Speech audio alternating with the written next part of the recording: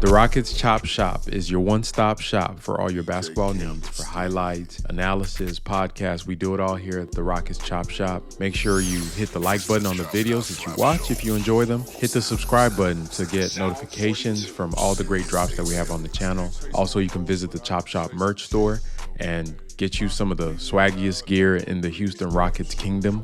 And if you want, you can always support the channel directly through donations. And if you want, you can support us through our partnerships with our sponsors. The Rockets Chop Shop is made by fans, for fans, and we're gonna keep rocking and keep dropping that heat.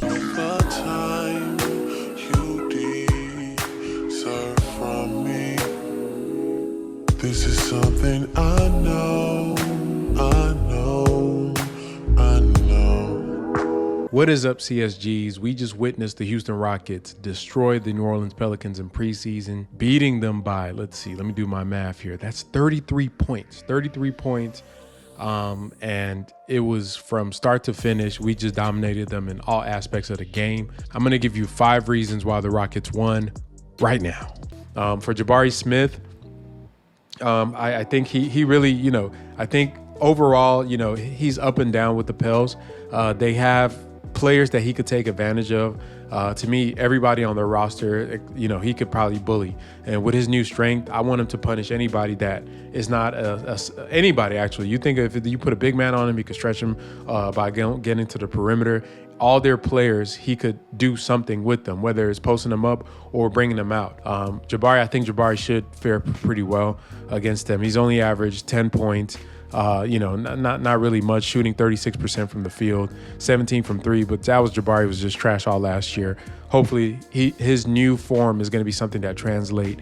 And boy, did it translate. Jabari Smith Jr. was just dynamic all over the court. And as I said in the video, he's a player that in any aspect of the game, especially on the offensive side, he's a mismatch. Whether you have a big man on him that's, going to try to play off of him, that's a 3-point shot, or whether you have a smaller player that is going to allow him to get into the post, that's going to be a jumper that he makes, or whether it's, a player that's trying to stop him from getting the 3 off where he can attack the closeout. One thing I've seen from Jabari is increased handles, right? It's enough for him to get to the basket. And that's really what's important. Doesn't really matter about him being able to shake guys like Kyrie or anything like that. Can he get to the basket with his handle and finish? And I think that's something that he was able to show. He showed it in the summer league. It's translating now to the regular season, even though it was just a preseason.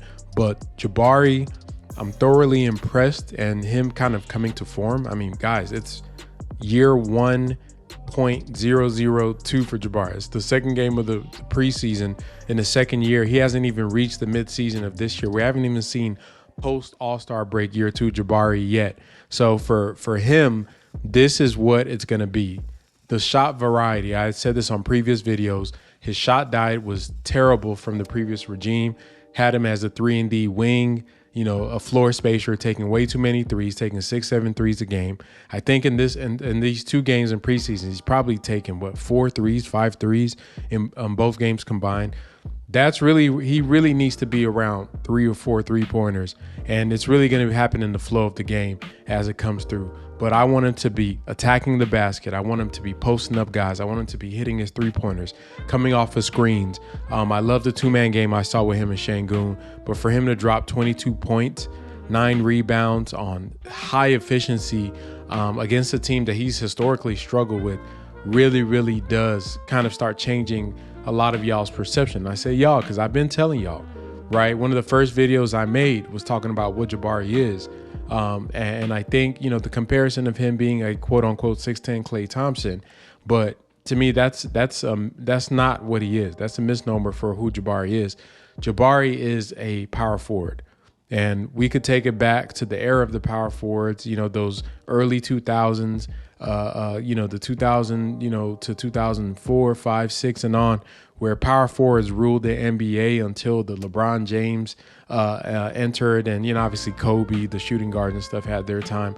But there was an era where you had Kevin Garnett, Dirk Nowitzki, Chris Bosh, Amari Stoudemire, Rasheed Wallace. You can go down the list where we had all these dynamic power forwards in the game that were just killing people, just killing the game out of the mid to high post. able to just destroy, especially in the playoffs. That's where that skill set comes in, that mid to high post where you can just go to work and force teams to have to double team you and you start kicking it out. That's how he's going to generate his superstardom, is from that mid to high post, because those fadeaways, those turnaround jumpers, once you can hit those at a 50% clip, and let's see, from the field, Jabari shot 69%. He's going to be a 50% field goal shooter, right? He's going to be a guy that from that floor space where he's in the mid to high post, he's going to be able to get that shot off anytime.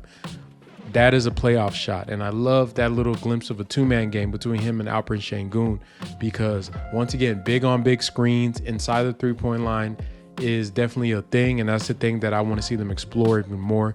But when he's playing like the way he's playing now, he's a different beast, and it really just makes the Rockets just a really, really potent team. A lot of the negatives we had last year are because of him. The heights we're going to reach are going to be because of him as well, because he changes the dynamic of what we are.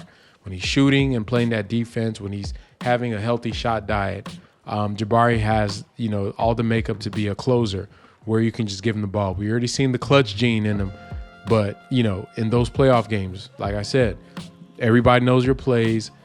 Damn the defense, damn the offense. Give the ball to a guy that you know is going to do something with it.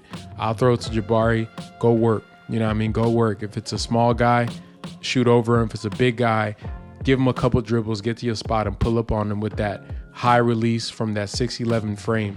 It's really, really something exciting to watch, but he was the big reason why we won this game.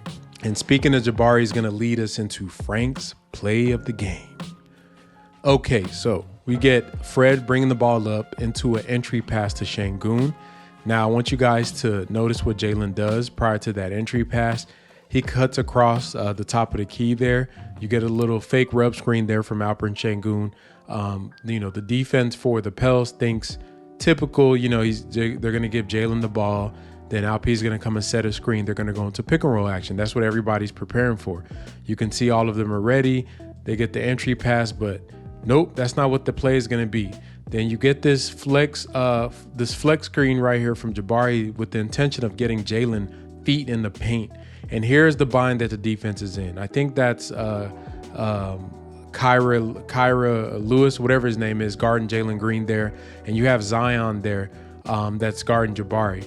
Now, this play, because it caught them off guard, that they're not used to the Rockets running this action, what you have is Kyra trying to fight over the screen, and his mind is stop Jalen. That's what he's trying to do right now, is just stop Jalen from getting to this layup that he's about to get. Alp's about to throw that thing because, he's ready for it. He's going to dime him up. And then Zion notices that his teammate there is beat on the screen, and he has to make a decision here. That's the bind right there. Zion is in a bind. Either him and Kyra can communicate this extra last-minute switch, which might be too late, or Zion has to help and cut off the drive from Jalen. But this bind, look what it opens up for. Quick recognition by Fred VanVleet, saw that immediately, read that perfectly, and when you're shooting these practice shots in a game, you're bound to have a good game. So I was not surprised. Jabari was able to get a shot off of an action designed to get Jalen Green a dunk. Just with the variance within the offense leads to a wide open three-pointer for Jabari Smith Jr. there. So another major reason why the Rockets won this game was great coaching, right? And this was evident in the way that they adjusted their offensive game plan from game to game. In the Pacers game, the Rockets ran hella handoffs, a lot of off-ball movement, a lot of off-ball cutting and motion. In this game, they ran a lot of pick and rolls. They ran pick and rolls, attacking Jonas Valanciunas because he is a big that plays the drop. So we, as Rockets fans, already know about the drop. By now, every Rockets fan should know what the drop is. And Jonas is a drop big. And when you have a drop big, you exploit it, especially when you have players that are able to get into the paint with speed and shooters that can come off screens. And everybody ate off of Jonas. And to even add more to that, the fact that Alperen was spacing out as a 5 at the top of the key really put him in no man's land a lot on defense, because he is not comfortable being at the level of the three-point line with Alperen Sengun. And at the same time, he has to protect the paint. So it was really just team defense on their part, and he was really hung out to dry. They really attacked him. They attacked him, and to the tune of him having 0 points. He went 0 for 4 on the game. He did not have an impactful game. He was almost unplayable. And this is done by scheming. And this is this type of stuff that you see in the playoff setting where guys like him become unplayable, where you have to go with Zion at the 5 or play him in sparing minutes. And I'm saying all this because this is the level of coaching that we're seeing from the Rockets. Ime Udoka is a guy that's coached in the NBA Finals. Let's not forget that. To get to the finals, going through Eric Spoelstra, going through Bud in Milwaukee, to go through all these great coaches and the battles in the coaching room, the X's and O's matchups that he's seen, even in the short time as a head coach, to go toe-to-toe with Steve Kerr and his staff, and then now to be in Houston, going against the Willie Green. You know, no shot at Willie, but yeah, they got out-coached, bro. Like, that was a coaching clinic. And the fact that they can go from one offensive play style to another offensive play style, from one game to another, just shows you the level of coaching and how important it is to have an elite coach, because a lot of coaches are comfortable doing what they're doing and they will not switch it up just out of just stubbornness, or this is what they do and they want teams to adjust to them. Whereas Coach Udoka is very comfortable switching up the game plan and letting the other team adjust to him and us adjusting to what they do and waiting for their counter. And if they don't counter, and it's preseason, a lot of teams aren't going to counter in the preseason. I would expect Willie Green and his staff in the regular season game to have subbed out Jonas Valanciunas and put in somebody else to be at the 5 in order to not be exploited like they did. But, you know, shout out to Coach Udoka and his staff for doing that, because that was genius. And it really, really, really was the thing that really blew the game open offensively for us. So one of my keys to the game in the pregame, when I did the video for that, was the matchup between Alperen Sengun and Jonas Valanciunas. Definitely wanted to see what this would look like. And Alp, he didn't have a great offensive game, but he really just overall dominated that matchup. I think he had 4 steals in this game. 2 of those steals were off of Jonas in the paint, and a lot of the steals we got were ripping him. Like, they made a concerted effort not to let him get off, because he has hurt us in the past, and Alp held his own, which just shows that collective growth. His defensive IQ is really on display right now, and I love how the coaches have empowered him to be able to be more flexible with the things that he's doing. I'm not going to say that, you know, we are comparable to this team in, like, as far as skill wise or how good we are, but I really see a lot of similarities between what the Rockets are doing, what the 2019 Raptors did with Kawhi Leonard. And the reason I'm saying that is that you have, and one of their starting center was Marc Gasol. And at that point in his career, he was not doing anything athletic. He could barely jump over 2 sheets of paper. But with a group of great defenders around him, including Fred VanVleet, including Kyle Lowry, Danny Green, Kawhi Leonard, guys that are smart and high IQ in position. You think about what we have on this team with Tari Eason and Dylan Brooks and Fred VanVleet here as a Houston Rocket. You think about Jabari. You think about the different body types that we have on this team, the length on the perimeter, how we play the passing lanes. With that big body Sengun has, similar to Marc Gasol, all you have to do is learn where you need to be and anticipate. Like Coach Udoka said, he is a better athlete than a lot of players that are really good defenders. So there's no reason except effort that a player with his IQ level shouldn't be a good defender, especially on a team with high-level defenders as we have right now with the Houston Rockets. So proud to see what he did on that end of the court, able to play good defense against Valanciunas, able to get out there on the island against a lot of great offensive players and hold his own, cut off a lot of guys from getting in the paint, forcing them to pass out. They couldn't exploit the drop because we gave them different looks. He was more up on the screens, and even if they were able to come off the screen and catch him in a bit of a drop, he ate up the space in that no man's land I talked about fairly quickly. Our guards and wings did a great job fighting around screens, especially Fred and Dylan. Jalen's still struggling with his screen navigation, but most overall everybody else did. And when they struggled with their screens, the help came from the guys that were stunning and trying to get the ball out of their hands. So great job for all of them working collectively as a team to be able to stop all the Pelicans player and gave them fits in this game. But that matchup between Jonas and Alp lived up to what it was going to be, and Alp dominated it. I'd like to see that keep going with the different bodies that we're going to see throughout this year, especially guys that are bigger than him that he struggled in before. It's time for him to start flipping it on them and using his superpowers, what he's great at, to make those guys unplayable, right? Use your spacing and your passing to make them uncomfortable. On defense, try to force them to spots where you know the help is going to be at, and just keep doing those smart, high IQ things that he did in this game to really show that he can be on the floor in key moments. And I think he showed a little bit of that in the last game, and he added to that in this game. Major reason why the Rockets won this game was their team defense. I mean, they were on a string, playing like just one entity on the most parts of the night, and a lot of it had to do with active hands. Fred, Dylan, Tari were just wrecking havoc. Alp wrecking havoc, taking charges, swiping at the balls, getting guys. Every time a Pelicans player try to dribble or get comfortable dribbling, steal, right? Anytime you try to do a spin move, there was somebody swiping at the ball, trying to get it out your hands. They were like I put on Twitter, like a pack of wolves, and it really just shows the impact of Coach Udoka's culture on these players. And a lot of these players are the same players that were here last year, giving poor effort on that end of the court. You could see when people are dedicated to it, what the difference is. It's like night and day. But the team defense was special. They gave them a lot of different looks. We played a drop when we need to play the drop. When Jeff was in there, they switched 1 through 5. They trapped a lot of the guys as they started digging in the post. They were just making it hard on these players. Brandon Ingram got off a little bit, but that was pretty much it. CJ McCollum got off a little bit because he's a good shooter, and they conceded. If you're going to hit those 30-foot threes, go for it, bro. But everything else they did was hard, and they did not allow a lot of paint attempts and a lot of successful paint attempts and conversions from the Pelicans. To hold Zion Williamson to 2 of 3, Zion only took 3 shots. In my keys to the game, like, he was somebody that I was thinking, how are we going to guard Zion?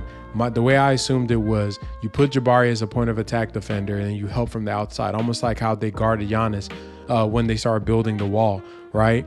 And that's really exactly what they did. And Zion is, even though as quick as he is, he was seeing multiple bodies every time he got a paint touch, and that was for everybody. So just great scheming there by the coaching staff, great execution. All of this shows growth for the Rockets, that you can watch film, right? I'm sure they watched film and saw how the Pelicans attacked them in previous years, whether offensively and defensively. Watch that film, come up with a game plan that addresses specifically what you need to beat this team, and then execute that game plan. To do that, even though in the preseason on this small scale, it does show a level of attention to detail from the coaching staff and a focus by the players. And when people start talking about play-in and playoffs, these are the type of things that you're going to be able to want to see from your team. This is what you want to see. Are they focused enough to be able to scout teams? Like Coach Udoka said in the press conference, know your personnel. You got to know your personnel. And that little term of KYP just really shows that they are making adjustments on a game-to-game basis. It's not just let me run what I run because that's what I run. Once again, high-level coaching, implementing a game plan, executing it, and having a defense basically pitch a shutout, holding a team to 87 points in the NBA, even in the preseason, is impressive. So shout out to the defense, and shout out to Amen Thompson, having a chance to play with the ones as a rookie in your second NBA game and not looking lost. He actually looks comfortable and competent, switching, making calls, communicating with his teammates, rotating when he needs to rotate, being where he needs to be. Impressive showing by him. And that dunk was crazy. But, Amen, I think, once again, low end floor, he's going to be a guy that's going to be on the floor in any game that you want him to be in. You know what I mean? He's not scared to shoot. Really love the game he put together this game. And I love that he got in early with the ones to be able to run that backup point guard, which is looking like he's going to take that position. But yeah, the defense was special. And this is something I'm going to be excited for looking into this coming season. A small point of emphasis, and this to me is an additional reason, as a byproduct of their offensive play style as they adjusted, is their increased 3-point attempts. I complained about it in the first game. that I think they only shot 25 threes or 22 threes, something like that. That's not going to cut it in the NBA. Teams are just going to outshoot you, and the math is going to make you lose games. But when you are running pick and rolls, you can generate more threes out of running pick and rolls than generally running handoffs with the intention of getting in the paint. Now, there's nothing wrong with running a bunch of dribble handoffs and cutting and stuff like that if the guys that are going to be cutting and getting the ball aren't just tunnel vision gods. They want to actually pass it out to teammates. And I don't think a lot of our players haven't reached that level yet where they're getting in the paint and kicking it out and swinging it. It'll come over time as they get used to these actions, but something they are used to is the pick and roll. And Fred VanVleet was running beautiful pick and rolls in this game. Jalen and Alp having the nice two-man game. We even saw Amen Thompson get into it with Boban. So all of this just shows you, like, we have the personnel to do multiple styles of offense, but that pick and roll does generate a lot of threes based on how the defense guards it. When the help comes, when the tag comes to stop the big man from rolling, those 3-point opportunities are going to be there. And then when, they try to collapse the paint, then you can kick it out. So we need to increase our 3-point attempts. I think we have decent shooters. We're not a great shooting team, but as I pointed out in the video I made prior to this, the preseason, about how the Celtics that went to the finals, their starting five were not good at shooting threes. The best 3-point shooter on that starting five was Jason Tatum, and he was shooting, I think, 35.9% from threes that year. And that was the highest on the starting five. Everybody was sub 35. So for the Rockets, it's not really about the percentages per se. It's the quality and where you're getting your shots from and the timeliness. Yes, people are going to take pull-up threes and random threes like Fred did a couple of times, but the majority of your threes for both your starters and your bench players have to be the high-quality catch-and-shoot threes generated out of the flow of the offense. And I think tonight we got to see that and led to them shooting. 35% on threes for a team is really, really good. Overall takeaways of the game is that the Rockets are a real team. We are a real NBA team, and now as we're laying the foundational bricks of this house of contendership we're trying to build, you get to see some of our players grow and develop, and you'll see some of their new talents and things that we didn't think they could do. They'll start being able to do it as they go forward. Once again, the term I like using is scalability. Is what they're doing scalable? You think about how they won this game, playing good defense, right? Making sure that you're in the right place at the right time. Is that something you can do on a night-to-night basis? Yes. You think about what they're doing, on generating shots for teammates by passing the ball and executing your offensive game plan. Can you do that on a night-to-night basis, especially with a guard like Fred and some of the vets we have? Yes. Matchups, making sure that you're scouting your matchups and knowing your personnel, like Coach said. Is that something that is doable on a night-to-night basis? Yes. So you look at all the strengths that they displayed over the past two games.